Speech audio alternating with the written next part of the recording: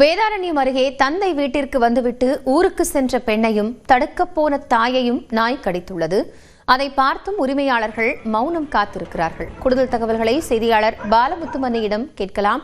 பாலமுத்துமணி, என்ன நடந்தது? இப்போ காயம் ஏற்பட்ட இருவருக்கும் ஏதேனும் பாதிப்பு இருக்கா? அவங்க சிகிச்சை தேவைப்படுதா? விவரம் என்ன?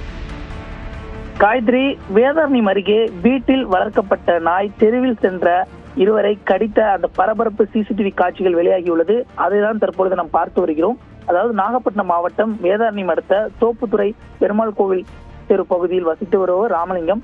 இவருடைய மகள் பவிதா, இவள் திருமணமான நிலையில மவிதா தனது கணவர் வீட்டில் இருந்து தனது தாய் மற்றும் தந்தையை பார்ப்பதற்காக தனது வீட்டிற்கு வந்துள்ளார்.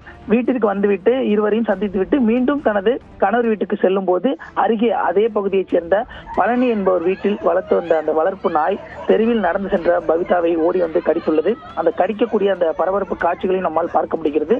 நாய் கடித்த உடனே அவர் அலறி துடித்த சத்தம் கேட்டவுடன் பவிதாவுடைய தாய் ஓடி வந்து தனது மகளை காப்பாற்ற முயன்றார். இருப்பினும் அவரையும் சேர்த்து அந்த நாய் கடித்த நிலையில ஒரு ஆபத்தான நிலையில உடனடியாக அவர் இருவருமே மீட்கப்பட்டு அருகில் உள்ள வேதாரண்யம் அரசு மருத்துவமனையில சிகிச்சைக்காக அனுமதிக்கப்பட்டுள்ளார். அங்கு அவருக்கு முதலுதவி சிகிச்சை அளிக்கப்பட்டதோடு அந்த நாய் கடித்ததன் காரணமாக அவருக்கு தடுப்பூசியும் போடப்பட்டுள்ளது.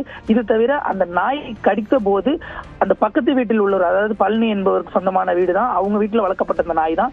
ஆனா அவங்க எந்தவித ஒரு எதிர்ப்பும் தெரிவிக்காம அந்த நாயையோ அல்லது அவங்களை காப்பாற்றுறதுக்கான எந்த முயற்சி எடுக்காம கதவை பூட்டியதாக கூறப்படுகிறது. மேலும் அதுவும் அந்த சிசிடிவி காட்சியில பதிவாயிருக்கு. இந்த நிலையில உரிய நடவடிக்கை எடுக்க வேண்டும். மேலும் இந்த நாய் கடித்ததற்கான நடவடிக்கை எடுக்க கோரி காவல் நிலையத்தில் புகார் அளித்தும் எந்தவித ஒரு நடவடிக்கையும் எடுக்கப்படவில்லை என கூறப்படும் நிலையில இது சம்பந்தமான உரிய விசாரணை நடத்த வேண்டும் என்பதுதான் அந்த பகுதி மக்கள் மட்டுமின்றி அந்த பாதிக்கப்பட்ட குடும்பத்தினுடைய கோரிக்கையாக இருக்கிறது. காயத்ரி, நன்றி பாலமுத்துமணி. உரிய நடவடிக்கை எடுக்கப்படும் எதிர்பார்க்கலாம்.